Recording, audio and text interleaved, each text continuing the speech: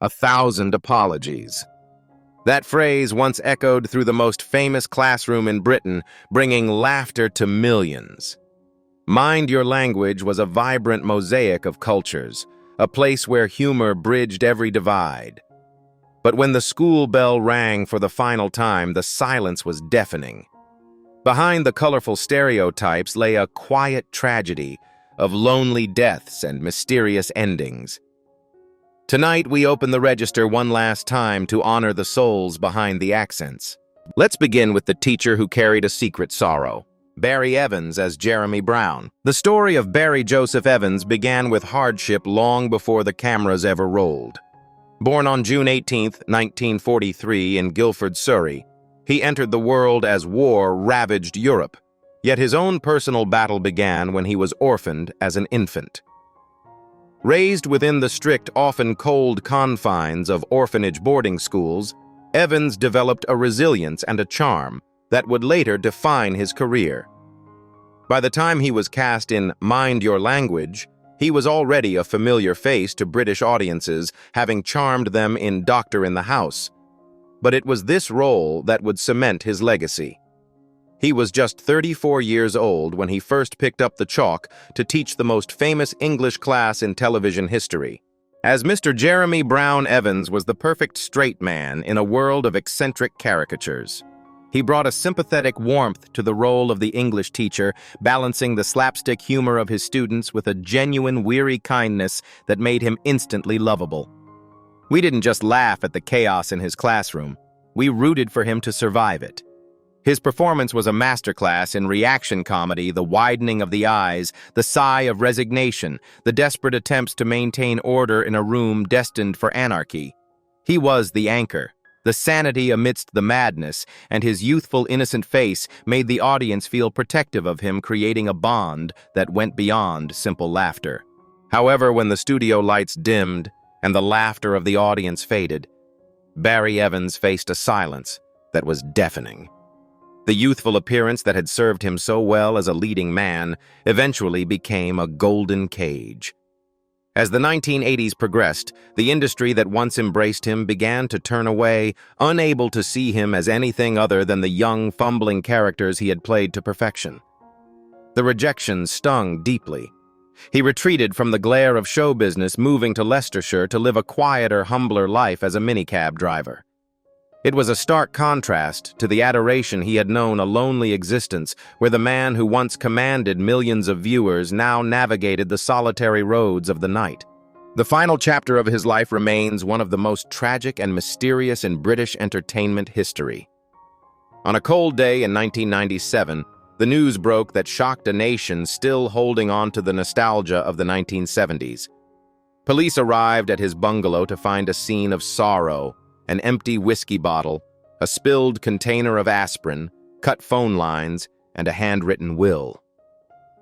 The authorities had been led there after recovering his stolen car, and the circumstances surrounding his end were deemed suspicious.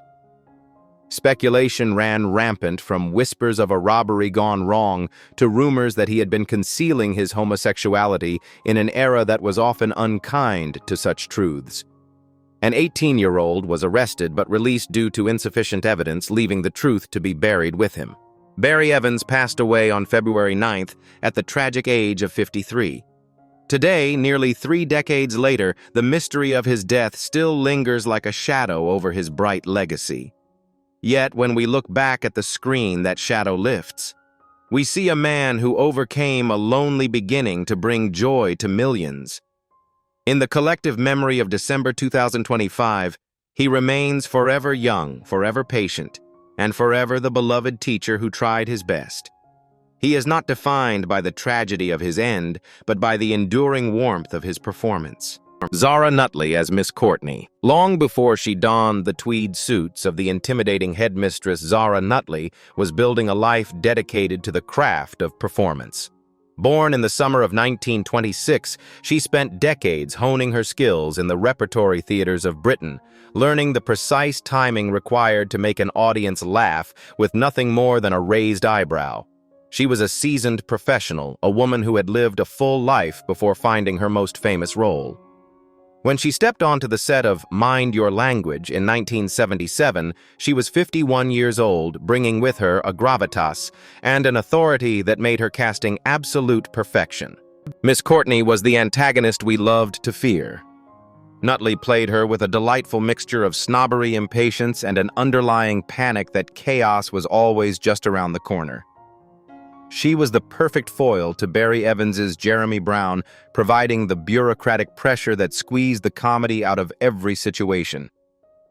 Yet Nutley's genius lay in the moments where the facade slipped the rare smile, the hints of a romantic past, or the slapstick moments where her dignity was stripped away. She made a character that could have been unlikable into a cherished icon of British authority, proving that even the stiffest upper lip could quiver with laughter. Off-screen, Zara Nutley was a woman of immense privacy and quiet dignity. However, her life was not without its solitude. She never married, dedicating her life entirely to her profession and her close circle of friends. As the years marched on and the roles became fewer, she faced the inevitable slowing down that comes with age. The transition from a busy set to the quiet of retirement can be jarring for a performer used to the energy of a live audience, and Nutley navigated this autumn of her life with the same stoic grace she applied to her characters. After the series ended, Nutley continued to work most notably in Never the Twain, proving her comedic longevity. But as the new millennium dawned, she slowly withdrew from the public eye. She moved into a care home in her later years, a quiet retreat far removed from the bustling classrooms of fiction. It was a time of reflection, a time where the woman who had commanded so much attention allowed herself to rest. She lived a long, full life, watching the world change from the window of a peaceful retirement far away from the television sets that still played her reruns. Zara Nutley left this world on October 9, 2016 at the impressive age of 90. Her passing marked the end of an era for classic British sitcoms. In 2025, we remember her not as the stern principal, but as a brilliant actress who knew that comedy requires discipline.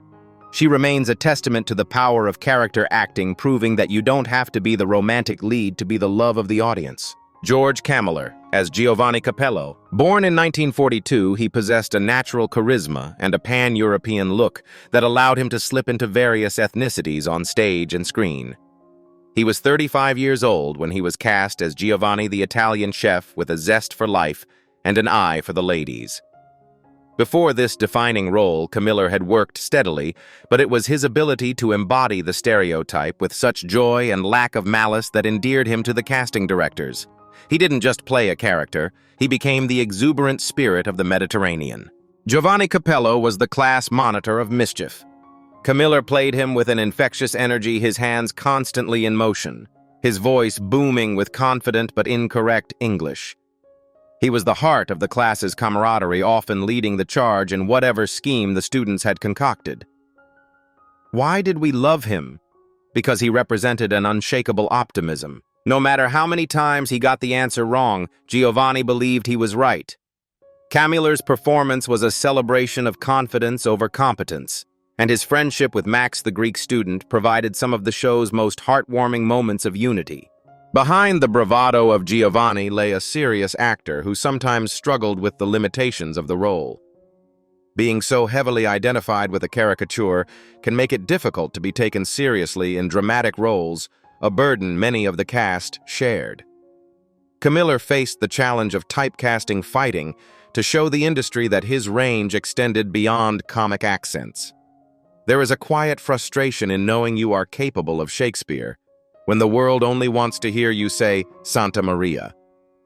Yet he carried this professional hurdle with grace, never speaking ill of the show that made him famous, even as he navigated the quieter periods of his career. Unlike many of his co-stars, George Camiller is still with us. In the years following the show, he took on smaller roles in films like The Curse of the Pink Panther and appeared in Jesus of Nazareth, showcasing his versatility. At the current age of 83, George Camiller stands as one of the few surviving links to the show's original magic. His legacy is one of joy. He proved that laughter can bridge cultural divides. While he may walk slower now than the energetic chef who leaped over desks, the sparkle in his eye remains. He is a living reminder of a time when television brought families together, a beloved figure who can still elicit a smile just by walking into a room. Robert Lee as Tarō Nagazumi. Robert Lee brought a lifetime of experience to the role of Tarō. Born in 1913 in Tianjin, China, his life story was as dramatic as any film script. He lived through the tumult of the early 20th century in Asia before making his way to the West. He was already a seasoned veteran of life, let alone acting, when Mind Your Language began.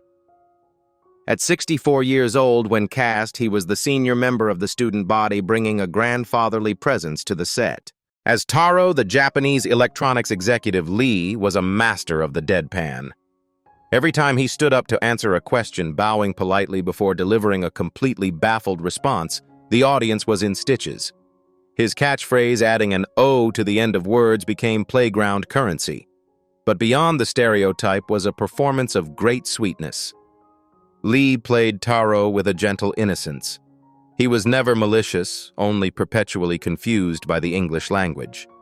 He represented the earnest effort of the immigrant experience, the desire to learn and respect the culture, even when the language barrier seemed insurmountable. The tragedy of Robert Lee's life was that his greatest fame came so late in his journey. Just as he was becoming a household name, time was already working against him.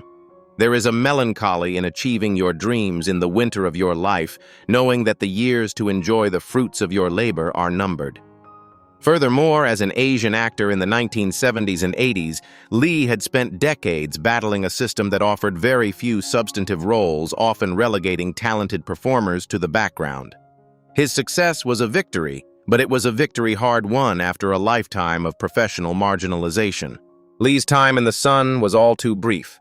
He continued to act for a short while after the series, lending his voice and presence to various projects, but his health began to decline not long after the show's peak. He did not have decades to ride the wave of nostalgia or to appear on talk shows reminiscing about the old days. His post-fame life was quiet, spent with family cherishing the recognition he had finally achieved. Robert Lee passed away on December 1, 1986 at the age of 73. In 2025, we look back on him with immense respect. He was a pioneer who brought visibility to Asian actors on British television, paving the way for future generations. His gentle bow and polite demeanor remain etched in the history of comedy, a reminder of a man who bloomed late, but bloomed beautifully. Dino Shafeek as Ali Nadim. Dino Shafeek was a man of immense talent and vibrant energy. Born in 1930 in Dhaka, British India, now Bangladesh, he moved to the UK in the 1950s, harboring dreams of the stage. He struggled for years working in amateur theater and taking small parts where he could find them. By the time he landed the role of Ali Nadim, he was 47 years old and had already tasted some success in It Ain't Half Hot Mum. Ali Nadim was arguably the most popular character in the series. Shafeek played him with a childlike wonder and a sincerity that was impossible to resist. His catchphrase, "Oh, blimey," delivered with a thick accent and a wide grin, became iconic. He was the character who most often misunderstood the English idioms, leading to hilarious consequences, yet he was also the character with the biggest heart. Shafeek endowed Ali with a dignity that transcended the comedic writing. He was a man trying to navigate a strange new world with optimism and humor. The tragedy of Dino Shafeek lies in the abruptness of his end. At the height of his fame, when he should have been enjoying the rewards of his hard work, fate intervened cruelly. He was a beloved figure, but the pressures of work and the lifestyle that came with it took a toll on his health. There is a profound sadness in the story of a man who spent decades climbing the mountain only to fall just as he reached the summit. There was no after fame for Dino Shafeek in the traditional sense. His career was cut short in its prime. On a day that should have been just another step in his journey, his heart gave out. He died suddenly at home, leaving a void in the British Asian acting community that took years to fill. His death was a shock to the nation, a sudden silencing of one of the loudest, happiest laughs on television. Dino Shafeek passed away on March 10, 1984, at the young age of 53. It is a testament to his talent that despite leaving us over 40 years ago, he feels just as alive on our screens today as he did in 1977. In December 2025, he is remembered not just as a comedian, but as a trailblazer. He was the face of a changing Britain, a man who made us laugh with him, never at him. His legacy is one of pure, unadulterated joy. Iris Sadler as Gladys. Iris Sadler belonged to a generation of actresses who were the backbone of British entertainment. Born around 1908, she was a veteran of the stage and screen long before color television became the norm. She had lived through 2 World Wars experiences that undoubtedly shaped the resilient and cheerful persona she brought to her roles.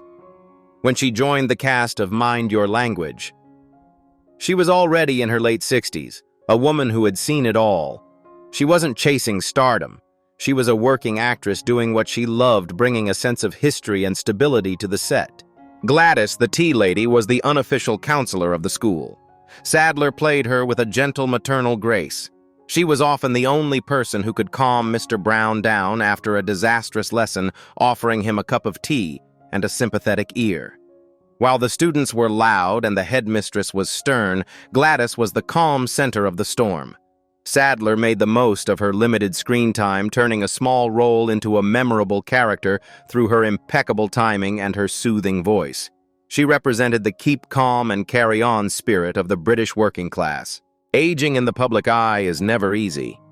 As the oldest member of the regular cast, she faced the physical challenges of long filming days with fortitude. The loneliness of the elderly was a theme she touched upon in her performance, and one can only imagine the quiet resilience she needed to maintain her energy in an industry obsessed with youth.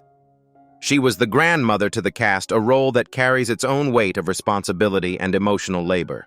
After Mind Your Language concluded, Iris Sadler quietly stepped back from the limelight. She had earned her rest. Her final years were spent away from the cameras, living out the remainder of her life with the same quiet dignity she had portrayed on screen. She didn't write memoirs or appear on talk shows. She simply faded into the background, leaving her performances to speak for her. Iris Sadler passed away in January 1991 at the age of 82. In 2025, she is remembered as the warm heart of the show.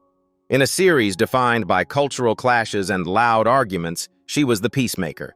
Her legacy is the reminder that kindness is a universal language and that sometimes a cup of tea and a smile are the most powerful tools in the room. Françoise Pascal as Danielle Favre. The life of Françoise Pascal reads like a dramatic novel. Born in October 1949 in Mauritius to French parents, she grew up in a world of vibrant culture before moving to London. She was a stunning beauty, a fact that opened doors but also built walls. When she was cast as Danielle at just 28 years old, she was already known for her allure, having appeared in There's a Girl in My Soup with Peter Sellers. She arrived on set, carrying the weight of being the resident sex symbol, a role that promised fame but threatened to overshadow her genuine comedic talent. As Danielle, the amorous French au pair Pascal was electric.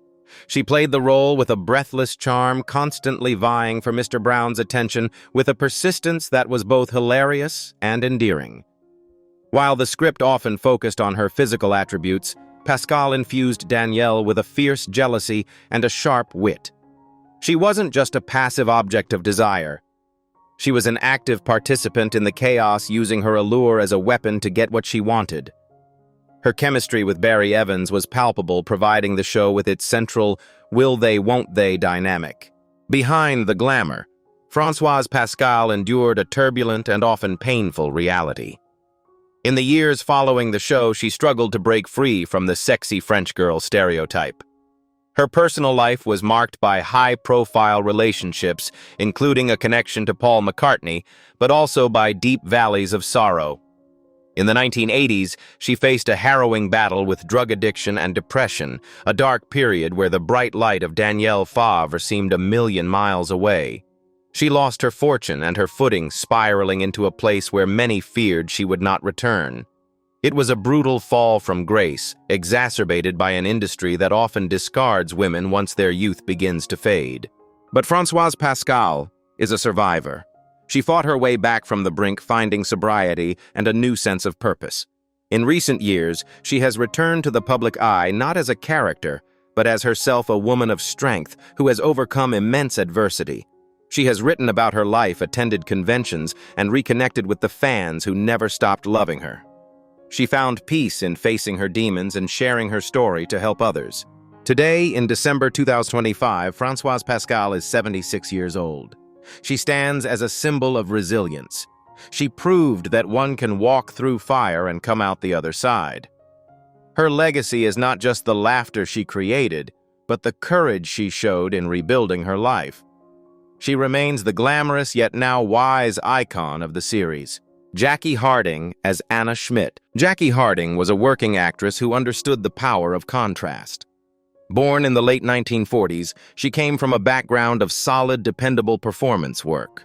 Unlike the flamboyant characters that surrounded her, Harding's path to mind your language was paved with roles that required grit and realism. She was cast to provide balance, to be the straight line against which the other wavy lines could be measured. Though her age at casting is not widely publicized, she appeared to be in her early 30s, bringing a mature, no-nonsense energy to the ensemble. Anna Schmidt was the character who didn't get the joke, and that was the joke. Harding played her with a rigid posture and a serious demeanor that made her rare moments of levity land with explosive impact. She was the physical embodiment of efficiency, often correcting the other students or forcefully hitting her desk to make a point. While others relied on silly accents or slapstick, Harding used silence and a stern glare to generate laughs. It was a thankless task in some ways, playing the straight man, but the chemistry of the class would have collapsed without her grounding presence. The life of a character actor is often one of anonymity, and Jacki Harding experienced this acutely. While her face was known to millions, her name was often forgotten. The pain of being part of a massive phenomenon yet remaining personally unrecognized can be isolating. She watched her co-stars garner headlines while she quietly did the work. Furthermore, typecasting affected her as well. The industry saw her as the stern, hard woman, making it difficult for her to show the softer, more versatile sides of her acting range. She navigated a career where she was always the support, never the star. Following the show's conclusion, Jacki Harding drifted away from the mainstream spotlight. She continued to work in theater and television in smaller roles, but she never chased the celebrity lifestyle. Information about her life in the ensuing decades has been sparse, a testament to her desire for privacy. She chose a life away from the flashbulbs, valuing her personal peace over public acclaim. As of December 2025, Jacki Harding remains a mysterious but respected figure. If she is still with us, she would be in her late 70s. Her legacy is that of the unsung hero. She reminds us that in every group there needs to be a pillar of strength. Without Anna Schmidt, the class would have just been a circus. With her, it was a family. Kevork Malikyan as Maximillian Papandrious. Kevork Malikyan's journey is one of the most successful in the cast. Born on June 2, 1943 in Diyarbakir, Turkey, of Armenian descent, he moved to London to study acting with a burning ambition. He was a serious student of the craft training at the prestigious Rose Bruford College. When he was cast as Max at 34 years old, he was already a talented actor looking for his break. It is ironic that an Armenian-Turkish actor was cast to play a Greek character, a casting choice that highlighted the fluid nature of ethnicity in 1970s television. Max was the lovable instigator. Malikyan played him with a thick accent and a heavy reliance on the friendship with Giovanni. The dynamic between the Greek and the Italian was the bromance of the show, proving that historical rivalries could be dissolved through shared incompetence in English. Malikyan brought a physical comedy to the role that was unmatched, often using his expressive face to convey confusion or mischief. He was loud, he was passionate, and he was undeniably charismatic. Despite his success, Malikyan faced the constant struggle of the ethnic actor in a Western industry. For years, he was boxed into roles of terrorists, foreigners, or comic relief. There is a deep frustration in knowing you have the soul of a leading man, but are only offered the roles of the villain or the fool. He had to work twice as hard to prove that his heritage was an asset, not a limitation. He famously came close to being cast in Star Wars, a what-if moment that likely haunted him as he watched others skyrocket to sci-fi fame. However, Malikyan broke the mold. Unlike many of his MIL co-stars who faded, he ascended. He landed prestigious roles in Indiana Jones and the Last Crusade, Taken 2, and Exodus: Gods and Kings. He became a respected character actor on the global stage. In his later years, he returned to his roots working in Turkish cinema and theater, receiving Lifetime Achievement Awards and the respect of peers worldwide. He turned the limitations of his early career into a distinguished international portfolio. Today, at 82 years old, Kevork Malikyan is the success story of the class. He is still active, still sharp, and still acting. He lives a life of artistic fulfillment, splitting his time between the UK and Turkey. His legacy is one of persistence and talent, winning out over stereotypes. He is the student who graduated to become a master. Ricardo Montez as Juan Cervantes. Ricardo Montez, born Levi Isaac Attias, came from a rich Sephardic Jewish heritage in Gibraltar. Born in 1923, he was a man of the world, a multilingual talent who brought a genuine cosmopolitan flair to his work. He was one of the older students in the cast, being 54 years old when the show premiered. He had spent years in the industry, often playing Spaniards or Mexicans in British productions, waiting for the role that would make him a household name. Juan Cervantes was pure heart. Montez played the Spanish bartender with an unshakable belief that everything would be, por favor, all right. His character was defined by a joyous inability to understand negative situations. He laughed at his own mistakes, and his camaraderie with the rest of the class was touching. Montez had a unique ability to make Juan seem both intelligent and completely lost at the same time. He was the character you wanted to hug, the embodiment of a sunny disposition. Life off-screen for Montez was not always as sunny as Juan's disposition. He lived through the changing tides of the British entertainment industry, seeing the demand for his specific type of character acting dwindle as television evolved. The silence of the phone not ringing is a painful sound for an actor who lives to perform. He faced the inevitable slowing down of his career with dignity, but the transition from being a beloved TV star to a retired actor can be a lonely road filled with nostalgia for the days of applause. Ricardo Montez lived a long life, but he eventually succumbed to the passage of time. He passed away largely out of the public eye, having retired to a quiet life in Marbella, Spain, a fitting locale for the man who brought so much Spanish warmth to British screens. He spent his final years surrounded by the culture he had so lovingly caricatured, far away from the cold rain of London. Ricardo Montez left us on October 26, 2010 at the age of 87. In 2025, his laughter still echoes. He is remembered as a man of great warmth and kindness. His legacy is simple but profound. He taught us that no matter how confusing life or the English language gets, it is better to face it with a smile. Jamila Massey as Jamila Ranjha. Jamila Massey's story is one of breaking barriers. Born in 1934 in India, she came to the UK and entered an industry that had almost no space for women like her. She started as an extra fighting for every line of dialogue. When she was cast in Mind Your Language at 43 years old, she was initially given a role with almost no English lines, a reflection of the marginalization Asian women faced. Yet she was a trained actress, a writer, and a broadcaster who was vastly overqualified for the silence she was asked to perform. In the early episodes, Jamila was the housewife who sat knitting, speaking only in Urdu. But Massey's screen presence was so strong that the writers had to evolve her character. As the series progressed, Jamila learned English, and with it she revealed a sharp wit and a rebellious streak. Massey played this evolution beautifully, symbolizing the empowerment of immigrant women finding their voice in a new society. She turned a background character into a beloved essential, using her expressive eyes to convey volumes before she ever spoke a word. The struggle for Massey was the constant battle to be seen as more than a stereotype. She was an educated, articulate woman often cast as the subservient wife. The pain lay in the gap between her capabilities and her opportunities. She had to swallow her pride to take roles that were beneath her talent, simply to keep working and to keep the door open for those who would come after her. It is a wearying fight to constantly have to prove your worth in a system designed to overlook you. Jamila Massey did not fade away. she endured. She went on to have a prolific career starring in the radio soap The Archers for decades and appearing in EastEnders.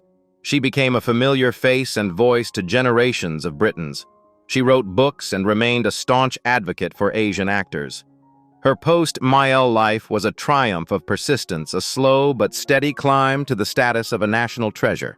Today, in December 2025, Jamila Massey is an incredible 91 years old. She is the grand dame of the cast, a living legend who has seen the industry change from the inside out. Her legacy is monumental. She walked so that others could run. She remains a symbol of dignity, proving that a voice once found can never be silenced. Pik Sen Lim as Chung Su-Lee. Pik Sen Lim was born into the Chinese diaspora in Penang, Malaysia in 1944. She moved to the UK to study drama, a bold move for a young woman of her time. She was 33 years old when she took on the role of Su-Lee. By then, she was already establishing herself in British television, having appeared in Doctor Who and General Hospital. She was a modern woman, married to fellow actor Don Henderson, living a life far removed from the strict ideology of the character she would make famous. Chung Su-Lee was the most political of the students, constantly quoting Chairman Mao and challenging the capitalist authority of Mr. Brown. Lim played her with a fiery intensity that was hilarious in its disproportion. She was serious, she was committed, and she was completely absurd. Yet Lim managed to make Su-Lee likable by showing the cracks in her armor, the moments where her crush on her classmates or her enjoyment of British culture slipped through. She created a memorable caricature of political zealotry that was softened by her own personal charm. The deepest pain in Pik Sen Lim's life was the loss of her beloved husband Don Henderson in 1997. They were a power couple of character acting, and losing him left a void that could never be filled. She had to navigate the latter half of her life as a widow, carrying the grief while continuing to work. Furthermore, like her co-stars, she faced the challenge of being an Asian actress in a white-dominated industry, often fighting to play characters that had depth beyond their ethnicity. Pik Sen Lim continued to work steadily, appearing in Little Britain and various stage productions. She became a familiar face to new generations who had never seen Mind Your Language. She aged with immense grace, transitioning into grandmother roles with the same professionalism she brought to her youth. She remained a working actor, a testament to her love for the craft. At 81 years old in 2025, Pik Sen Lim is a cherished figure in the British acting community. She lives a quieter life now, but her impact is undeniable. She took a character that could have been hated and made her beloved. Her legacy is one of spirited performance and personal strength, a woman who quoted Mao for laughs but lived her own truth with dignity. Anna Bergman as Ingrid Svensson. Anna Bergman carried a heavy name. Born in 1948 in Gothenburg, Sweden, she was the daughter of the legendary film director Ingmar Bergman. To be the child of a cinema god is a burden of expectation that is hard to imagine. She sought to make her own way, moving to London to pursue acting on her own terms. She was 29 years old when she joined the class in the second season, bringing a fresh energy to the ensemble. She wasn't there because of her father. She was there because she could deliver a punchline. Ingrid Svensson was the confident, attractive Swedish student who often vied with Danielle for attention. Bergman played her with a cool, direct manner that contrasted with the more volatile emotions of the other students. She leaned into the stereotype of the liberal Scandinavian, creating a character who was comfortable in her own skin and often baffled by British prudishness. Her performance was breezy and effortless, adding a new layer of romantic tension and glamour to the series. The struggle for Anna Bergman was always the fight for identity. In every interview, in every review, the name Bergman loomed large. The pain of constantly being compared to a father you can never emulate is a silent weight. She also navigated the difficult world of being a sex symbol in the 70s. Comedy's a role that often invited objectification rather than respect for her craft. She had to work hard to prove she was a serious artist, not just a famous name or a pretty face. Anna Bergman's career continued with roles in films like Nutcracker and various television appearances. She eventually moved back towards a more private life, though she remained connected to the arts. She has appeared in documentaries discussing her father finally making peace with the legacy that once overshadowed her. She found a balance between her heritage and her own life living between the UK and Europe. Now 77 years old, Anna Bergman is a sophisticated and elegant figure. She represents the international flavor of the show, a woman who crossed borders to make people laugh. Her legacy is not just as Ingmar's daughter, but as Ingrid, the girl who sat in the front row and charmed a nation. She proved that she could stand on her own 2 feet, and she is still standing tall today. The chalkboard is erased, and the desks are finally empty. Standing here in late 2025, the joyous chaos of that English class feels like a distant, haunting memory. Most of these beloved students have taken their final bow, leaving behind a legacy that transcends the controversy of their time. They taught us that laughter has no accent, even as they faced their own silent struggles and health battles off-screen. The class is dismissed, but the warmth of their unity remains an eternal lesson in a divided world. Goodbye, Mr. Brown. You have finally earned your rest.